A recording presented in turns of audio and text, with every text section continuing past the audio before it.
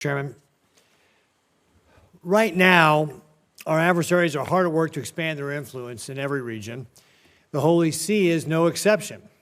In 2018, the Vatican signed a provisional agreement to accept bishops appointed by Communist China, not the Vatican. Pope Francis has categorized the Vatican-China deal as diplomacy in the art of what's possible. I categorize this as being very dangerous.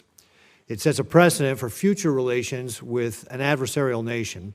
Xi Jinping has given the green light to construct state-approved, state-controlled Catholic churches.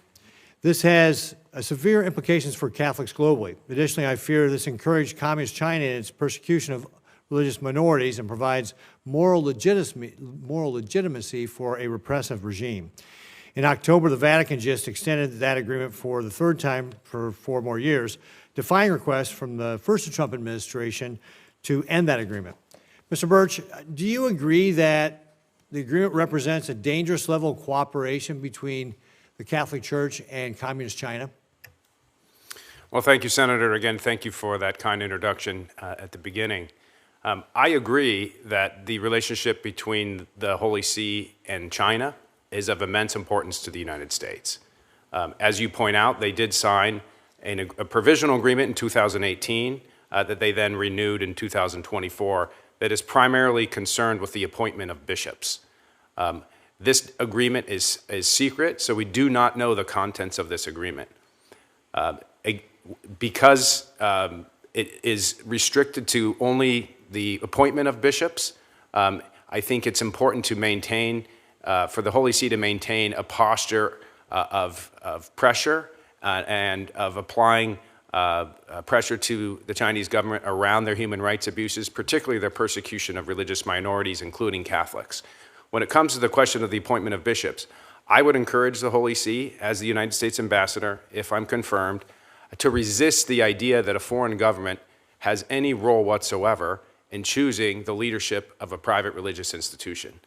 I do not believe the church should cede or surrender to any government, China or otherwise, the selection of their bishops. And I would hope and work with the Holy See to present that and to make that case, assist in that case with the Chinese. The other piece of this is important with respect to China. The Holy See maintains diplomatic relations with Taiwan. It is one of only 12 states to do so, and it is the only European state to maintain diplomatic relations with Taiwan. I understand this to be extremely important because, of course, China's ambitions with Taiwan will likely be tempered by the posture of the rest of the world. And the Holy See, in maintaining this relationship with Taiwan, I think will serve as a point of hesitation and resistance given the Holy See's moral authority and moral respect and global influence around the world. And I will insist, as the United States ambassador, if I'm confirmed, the Holy See maintain that strong relationship with Taiwan. Yeah. Thank you, Mr. Birch. One of the things that I want to also get back to a little bit, talking about the aid, because you mentioned that the Catholic Church is responsible for aid being distributed around the world, and I think is one of the partners that works with the United States government. Isn't that right, through Catholic Relief Services and Caritas? That's correct.